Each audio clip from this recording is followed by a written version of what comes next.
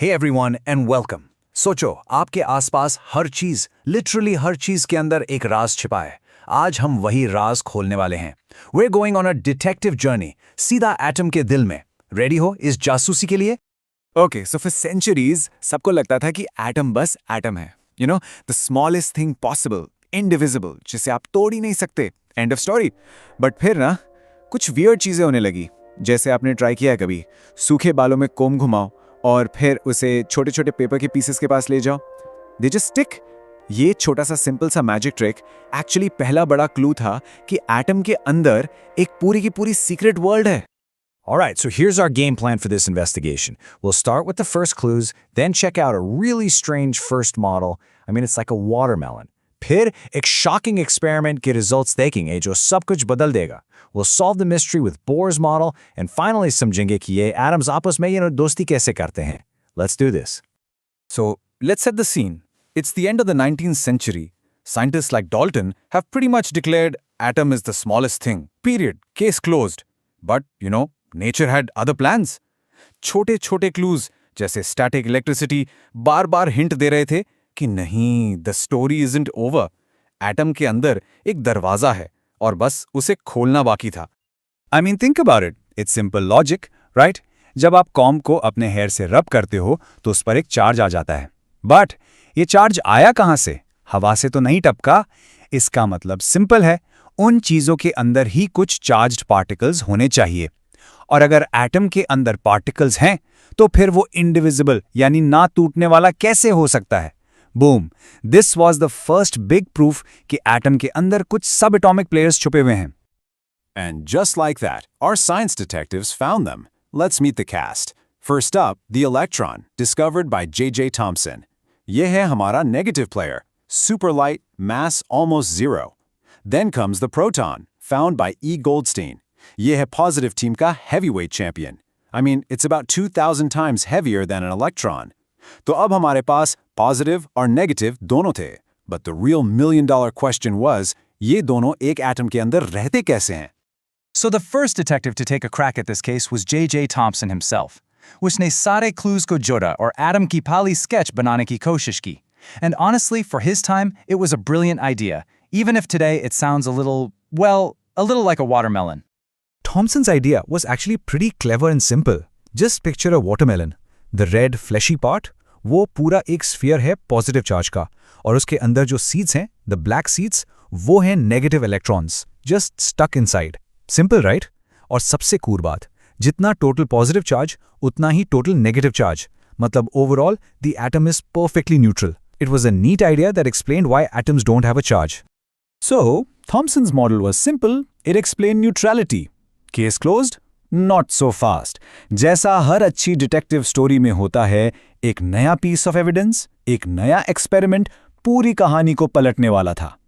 Thompson का ये watermelon model, उसकी लाइफ ज्यादा लंबी नहीं थी। And that brings us to our next detective, the one who changed everything, Ernest Rutherford. उसको थॉमसन का मॉडल अजीब लग रहा था। He was like, wait a minute, अगर एटम सच में एक सॉलिड वाटरमेलन जैसा है, तो let's test it. चलो इस पर कुछ फायर करके देखते हैं। And he designed an experiment that, it completely blew everyone's minds. The setup was surprisingly simple. Step 1, fire super fast alpha particles. Just think of them as tiny, positively charged bullets. Step 2, aim them at a super thin sheet of gold foil. I'm talking just 1,000 atoms thick. And step 3, just watch. देखो कि ये bullets foil के उस पार जाकर कहाँ hit करती है. That's it. Now, according to Thomson's watermelon model, everyone knew what to expect. ये heavy alpha particles whose soft atom में से सीधे निकाल जाएंगे. It's like firing a cannonball through a piece of tissue paper. Maybe a tiny bit of a wobble, but they should just punch right through. So the experiment starts. And at first, everything seemed normal. Most of the alpha particles, whoosh, straight through the gold foil. No problem. As if वहाँ कुछ था ही नहीं. Which was interesting. Does that mean most of the atom is just empty? Then they noticed something else. A few particles got slightly deflected. अपने path से थोड़ा सा नज हो गए. Okay, so उनके रास्ते में कुछ पॉजिटिव चार्ज आया होगा, right?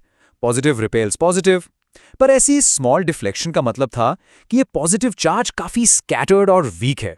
So far, so good. But then, they saw something that was completely, absolutely impossible. About 1 in every 12,000 particles didn't just deflect. It hit the foil and bounced straight back. Straight back. This was unbelievable. It made no sense. It was like, Rutherford himself said it best. He said, "It was almost as incredible as if you fire a 15-inch shell at a piece of tissue paper and it comes back and hits you." In that one moment, it was crystal clear. Thomson's model wasn't just a little wrong. It was completely, fundamentally wrong. So that one shocking result changed everything. Rutherford had to come up with a whole new model. Here are his conclusions. 1. The atom is mostly empty space, like 99.9% empty. 2. All the positive charge and almost all the mass is packed into a tiny, super dense center. He called this the nucleus. And the electrons, they must be orbiting this nucleus, kind of like planets around the sun. Now, Rutherford's model was a huge step forward, but it had one giant, fatal flaw. See, back then, physics was very clear. If a charged particle like an electron spins around in a circle, it should constantly lose energy. It would radiate light, spiral inwards, and in a fraction of a second, crash into the nucleus. If that were true, no atom could ever be stable. You, me, this screen, none of it should exist. But we do exist, so something was still missing from the puzzle. And this is where Niels Bohr enters the story. He's the one who finally solved this puzzle. He took all the good parts of Rutherford's model and fixed its biggest problem. He came up with one revolutionary idea that finally made the atom stable. So, Rutherford said electrons can orbit anywhere, right? Bohr said, nope. He suggested that the old rules of physics don't apply inside an atom. Electrons can only travel in specific fixed orbits, which he called energy shells. Think of them like special VIP lanes on a highway. As long as an electron stays in its lane, it doesn't lose energy. It won't crash. The atom is stable. Problem solved. And Bohr even gave rules for these VIP lanes. He labeled the shells K, L, M, N, starting from the inside. And each shell has a fixed capacity, a max number of electrons it can hold. The rule is 2n squared. So the first shell, K, can hold only 2 electrons. The second one, L, can hold 8. The third, M, holds 18, and so on. And there's a strict rule. Electrons always fill up from the inside out. Pehle K shell barega, then L, and then M. So, by now the atom was stable. But there was one last secret hiding in the nucleus. In 1932, J. Chadwick found the final family member, the neutron. This guy had no charge at all. It was neutral. Its mass was almost exactly the same as a proton, and it lived right there in the nucleus with the protons. So now, the picture was finally complete. A nucleus with protons and neutrons, and electrons orbiting outside in their special energy shells. Okay, so now we know what a single atom looks like. The next big question is, how do they interact with each other? How do atoms join together to make molecules? Well, for that, we need to understand their social rules, and in the language of science, we call that valency. And when it comes to the social life of atoms, there is one magic number that rules everything: 8.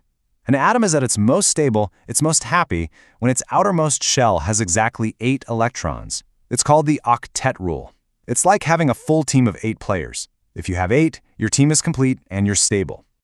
So basically, almost every atom has one single goal in life: get 8 electrons in that outer shell.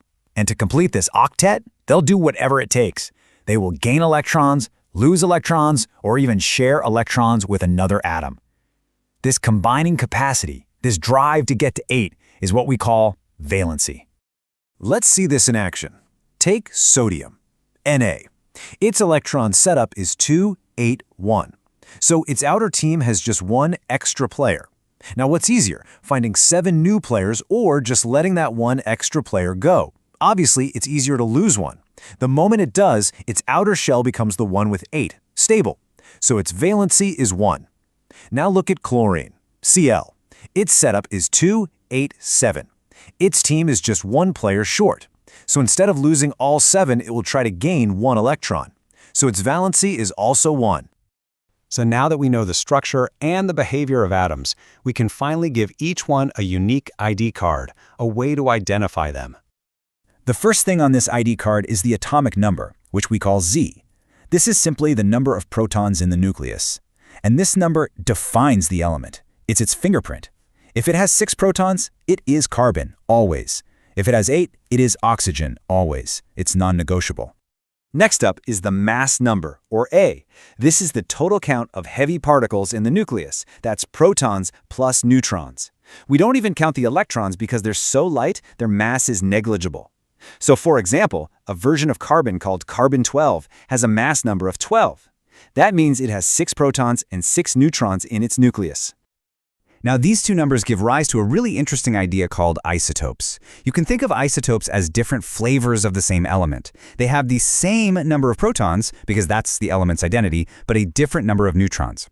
For example, carbon-12 has 6 protons and 6 neutrons, but carbon-14 has 6 protons and 8 neutrons. They are both carbon, but one is just a little heavier. And this isn't just some random theory. Isotopes are incredibly important in the real world. An isotope of uranium is used as fuel in nuclear reactors. An isotope of cobalt is used to treat cancer. And an isotope of iodine helps in treating goiter. So yeah, they matter a lot. And just to complete the picture, there's a concept that's kind of the opposite of isotopes. Isobars. This is more of a cool coincidence, really. These are atoms of completely different elements, so they have different atomic numbers, but they happen to have the same mass number. For instance, argon has 18 protons and calcium has 20. But there are versions of both that happen to have a total mass number of 40. Weird, right?